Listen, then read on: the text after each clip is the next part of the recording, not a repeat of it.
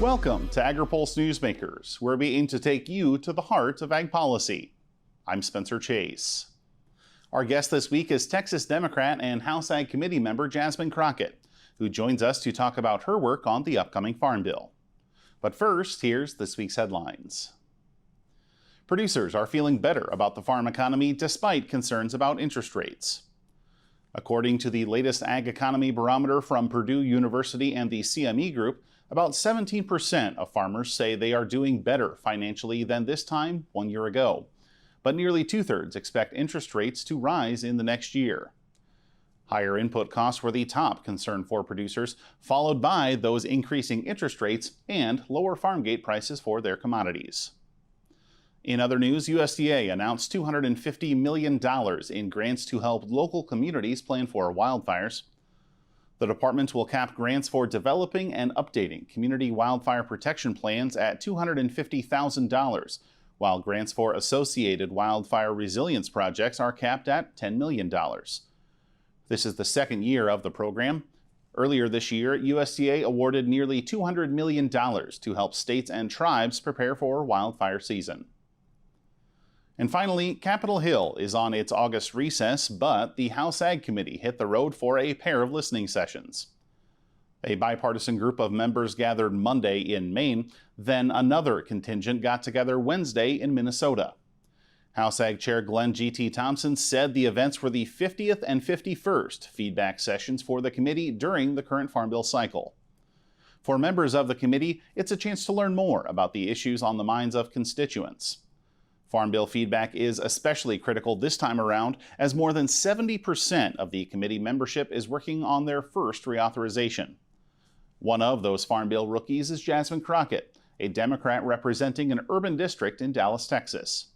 She says she has big goals for her first Farm Bill as a member of Congress. As a Texan, number one, I got to make sure that those that are producing the food in the state of Texas, that they are able to do their jobs. We know that we've heard a lot of stories about their struggles as it relates to access to water and the extreme climate conditions. In addition to that, I want to make sure that we protect SNAP benefits. And finally, I want to make sure that those that are living in food deserts have access to fresh foods. You mentioned SNAP being one of your Farm Bill priorities, and we've seen quite a bit of discussion on SNAP and nutrition policy generally already this summer with passage of the debt ceiling deal, some language in there, including some changes, and time will tell if House Republicans or the CBO is right in terms of whether that increases or decreases enrollment. But some folks are still kicking around the idea of maybe looking for additional efficiencies, potentially some cost savings within that program. I say all that to ask you, can a Farm Bill that includes some cost savings within the nutrition title still be passed with bipartisan support, in your opinion? Absolutely not. I don't think that it benefits anyone if we start cutting SNAP benefits and the access to SNAP. What most people don't recognize is that it's an ecosystem. Our producers need to make sure that they are able to anticipate how much money is going to be out there as they are planting. In addition to that, we know that our grocery stores, they need to anticipate what is their revenue going to look like? So it's not just those recipients, it's everyone that's a part of that ecosystem. And so I think that there will be pushback, not just from those of us that care about the recipients that honestly need to just eat, but also those that are farming, also those that are ranching, also those that are selling these foods. You also talked about food stamps, and I want to circle back to that because a lot of times, folks hear the concept of a food desert and they imagine a very rural community, maybe an hour's drive to the nearest grocery store, but you've been very outspoken about the existence of some of these food deserts in urban and suburban areas. What do you think is the role of the federal government in addressing the existence of these food deserts and helping people that might live in them? Absolutely. So we are currently in the process of working on a bill that would allow for co-ops to actually access capital so that if it's a for-profit organization that they are trying to rely on some big grocery store chain to come in that's not coming, they can still have access to fresh foods. And that's what we need to do. You know, no one should go hungry in this country. No one should say, I don't know how I'm going to access food. And honestly, we can bring down our overall costs of healthcare if we just make sure that people have better access. For those that might not be as familiar with the issue and maybe grew up in rural America or are more experienced with that, they think, well, gosh, in a city, you're so close to everything. There's, so many options all around. How does that definition of food deserts, that rural-centric definition, based on experiences within your district and other places that you've traveled, how does that rural-centric definition maybe miss the mark? The majority of people that are in rural America, they actually have access, say, to a vehicle. And so they're able to drive. And so what is far in rural America is not necessarily the same definition in urban America, where we have a lot of people that actually are not accessing vehicles. And so what happens is, for them, it's a matter of, can I walk to a grocery store? Can I catch a bus to the grocery store? And a lot of times that's not a reality without, say, having to grab a couple of buses to get to that grocery store. So this is all about making sure that we have access to the foods. And unfortunately, people don't understand that in inner city urban America, a lot of times, specifically my kiddos, are actually eating whatever is at the local convenience store or the local gas station, which is so problematic. They're not getting nutritious foods. They're getting the junk food, the things that are not allowing them to develop the way that they should be able to develop and learn the way that they need to learn in school. We'll talk Farm Bill learning curve with Congresswoman Jasmine Crockett right after this. Regenerative poultry production is a process by which nature can actually recapture and restore the energy that is being taken out of a space. Farm Credit helped Rahi build his dream of regenerative poultry farming and encouraging fellow immigrants to find community in agriculture. Nothing beats a farm. I'm just pursuing happiness. Learn more at farmcredit.com/beginning.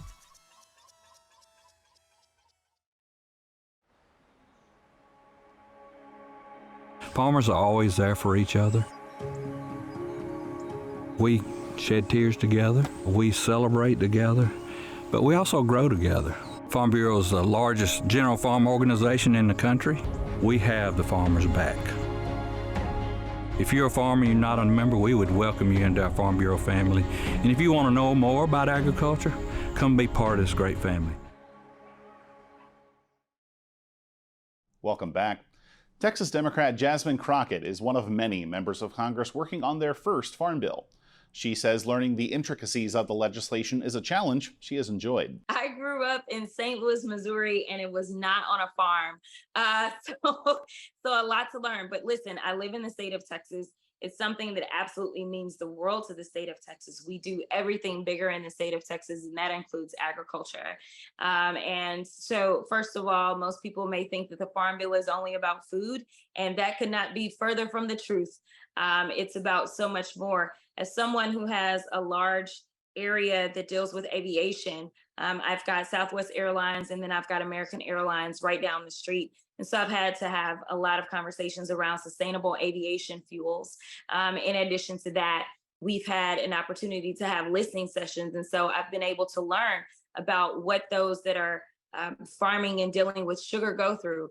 So I got to ask, you're in a good company in terms of folks working on their first farm bill, a lot of folks learning the nuances of ag and food policy right now, as you also work on everything else that's on your plate as a member of Congress. So for groups that are maybe looking to educate or maybe interact with new members in terms of their priorities for this farm bill and what they're hoping to see out of it, if you could offer them any piece of advice, what would that be? What's the best way to reach and to inform you and your colleagues on this? I would say definitely get with our ledge staff and make sure that you're informing them of the things that make sense, and hopefully will produce a strong farm bill that can get passed in a bipartisan way. And I'll be honest, I'm not as concerned about a clean bill coming out of committee as I am a clean bill being able to get past the finish line on the floor. Well, you say concerned about what might happen on the floor. There's also, of course, the other chamber that will have something to say about what the ultimate farm bill might look like, as will the president that signs that piece of legislation. Absolutely. So what are you thinking will be the final product here? I know you don't have a crystal ball, and so it would be irresponsible of me to ask you to stare into one. But as you think about the concerns that you have expressed there about the floor core product of the Farm Bill. How do you think the current politics in the House of Representatives could eventually shape the final piece of legislation that we'll see eventually sent to President Biden's desk? I do know that we have informed our chairman, who does listen to the minority as well, of our concerns. And so I know that he is also concerned. And so I think that it comes down to what leadership does from the committees and how hard they work. And so I am hopeful that our farmers, our producers, our ranchers are really stressing to both sides of the aisle how important it is for us to get a bill passed. And that looks like a clean bill. And so hopefully they are listening and they're ready to get to work. As far as the Senate is concerned, I'm not as concerned about the Senate. The Senate seems to be working a lot better than the House this session overall. And if we get to the House floor and there's problems, obviously there will be a conference committee. And then it comes down to, are we appointing bomb throwers to the conference committee, or are we appointing sound members that really want to get this done? Very good. Well, Congresswoman Crockett, we appreciate your time. We'll be right back to hear from this week's panel, but first, our Hannah Pagel has a look at a possible Farm Bill change in this week's Snap It Out. Base acres are used to determine farm program payments. In theory, the system keeps farmers planting for the market rather than a government check by using previous acreage decisions. The current base was set in the 2002 Farm Bill, and some organizations want to reflect changes in planting decisions since then, mainly more corn and soybean acreage and less wheat, cotton, and rice.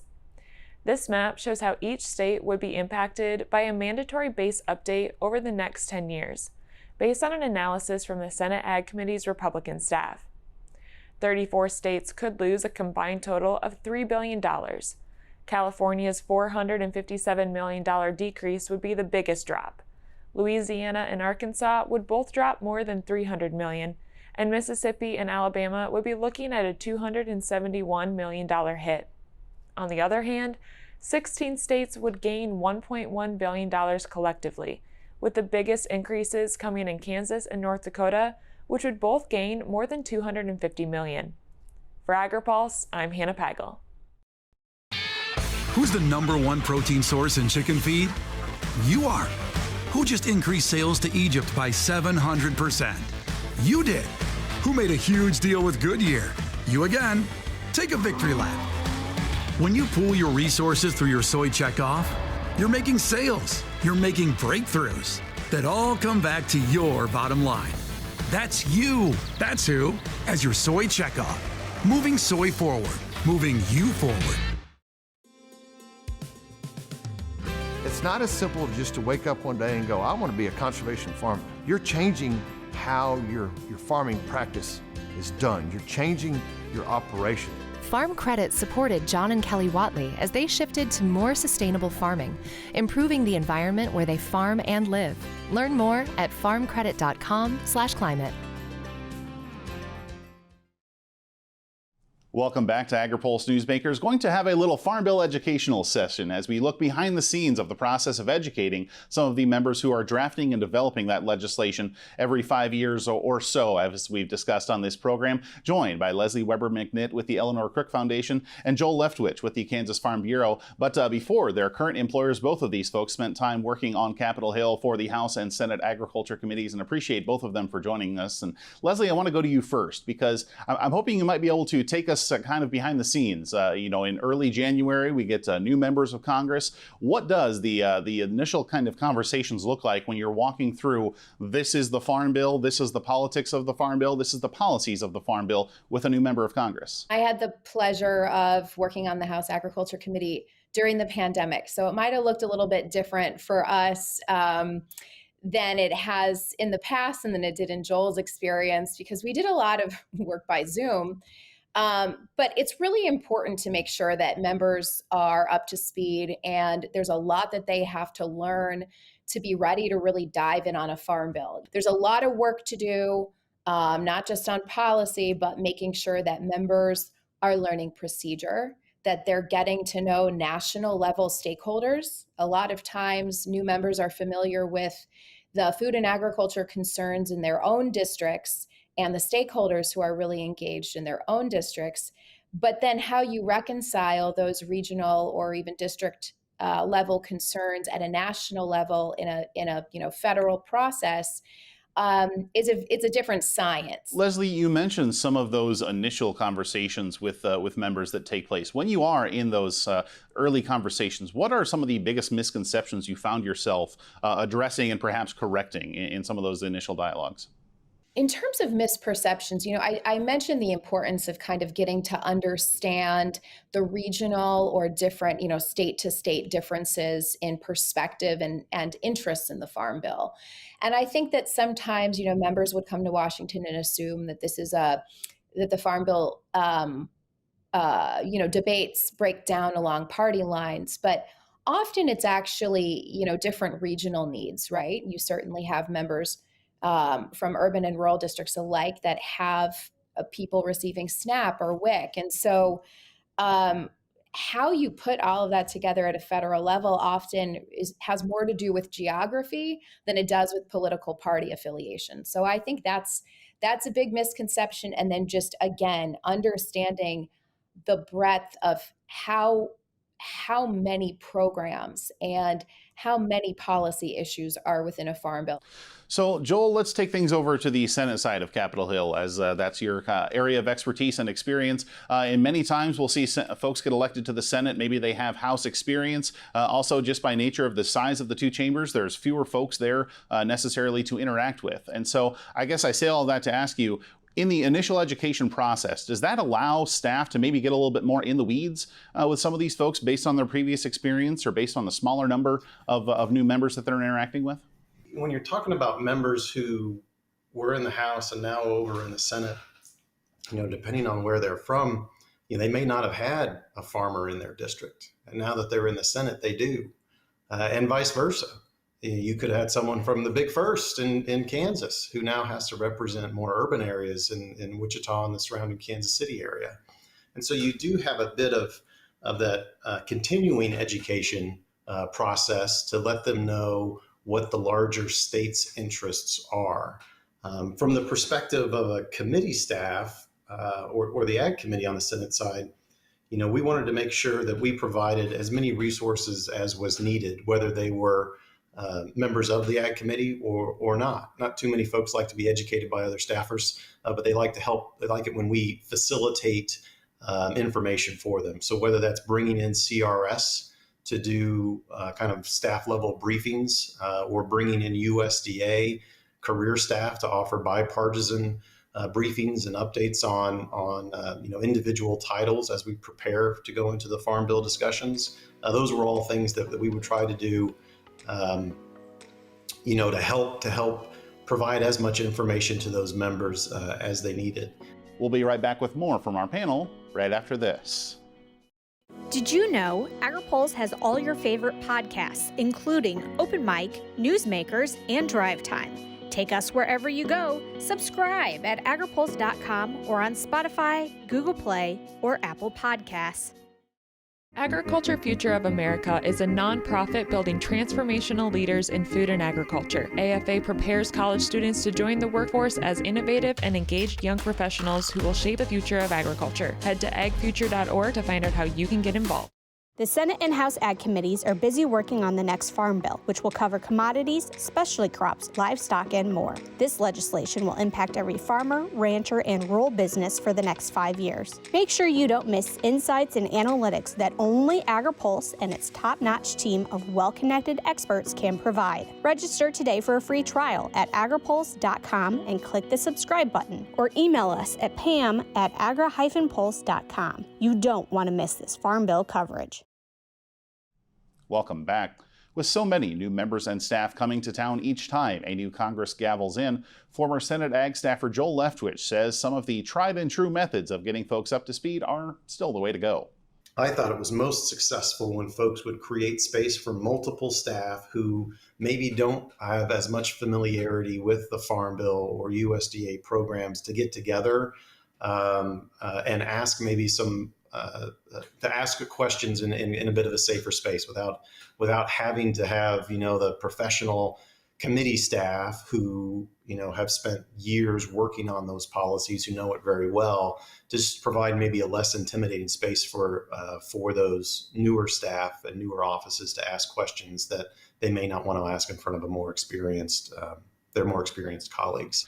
Well, and Joel, we of course know that a new farm bill is going to be written at some point here before too long. Congress is going to need to get to work on that, and I guess take us inside the rooms on there from maybe a staff level. Just how many all-nighters do committee staff have in their future as they try and finalize a new piece of legislation? I remember in the 2008 farm bill, and we were just a member of the committee, staying up all night working on amendments, working with Senator Chambliss's staff and working with other members and their staff. And that night before markup, I slept in the office floor for 90 minutes while we were getting amendments printed, and that was it. You look back at it now and you're like, man, that was a lot of fun. For committee staff going into markup and even going into the floor, that's a hectic time. There's a lot happening. Leslie, I want to wrap up the conversation with you and just talking about, of course, we hear so much when farm bills come to the floor and are getting close to fruition. It's that urban and rural coalition, so critical to actually getting those bills passed through Congress and ultimately signed into law. I wonder, what do you think is necessarily the role of the nation's farm groups in maintaining the farm and food coalition that's been so critical to pass farm bills? I think it's a really important role. Prior to my time on the House Agriculture Committee, I was working for the National Corn Growers Association, continuing to keep that coalition strong. And when you look at past farm bills and you look at either new policies, there are programs that were created, or reforms that were really successful, almost every time that was due to coalitions coming together and really, driving home the importance and the relevance of that new policy reform to a broad swath of diverse members and helping make it relevant to those members. And I think when there were times, historically, when that coalition or some of those coalitions weren't as strong, we also saw that play out on the House floor in particular, right? So if passed as prologue, I think every group with an interest in the Farm Bill has a mandate and to make that coalition really strong and to make sure that they're reaching out to members from all different types of districts and working with partner organizations from all different types of districts. Very good. Well, this has been just a master class and such a great look behind the scenes on the Farm Bill process. Couldn't be more appreciative of the time the two of you have given us. Leslie and Joel, thanks again. We'll be right back with more Agri-Pulse Newsmakers, but first, our Hannah Pegel has a look at how food prices are tracking this year and what that might mean for consumers. Food price inflation isn't hitting consumers quite as hard this year, but overall cost increases are still higher than usual. This chart shows the mid-year inflation rates for several food categories. This year's rate is represented by the green line, last year's rate is represented by the blue line, and the historical average is represented by the white line. Prices across most of the categories tracked by USDA's Economic Research Service are increasing at lower rates this year than in 2022, when inflation was in the headlines. You can also see prices for some items like eggs, poultry, and dairy products increased a little more than usual. However, prices for other products like meat, fruits, and vegetables have been slower to rise. Expect prices to continue changing. ERS forecasts overall food at home prices will increase by nearly 5% this year. For Agri-Pulse, I'm Hannah Pagel. Who's the #1 protein source in chicken feed? You are. Who just increased sales to Egypt by 700%? You did. Who made a huge deal with Goodyear? You again. Take a victory lap. When you pool your resources through your soy checkoff, you're making sales, you're making breakthroughs that all come back to your bottom line. That's you. That's who. As your soy checkoff. Moving soy forward. Moving you forward. Looking closer. Seeing further. That's how we do it. At Curious Plot, we're driven to find what's next for agriculture, animal care, and food. We stay curious because that's what it takes to grow understanding.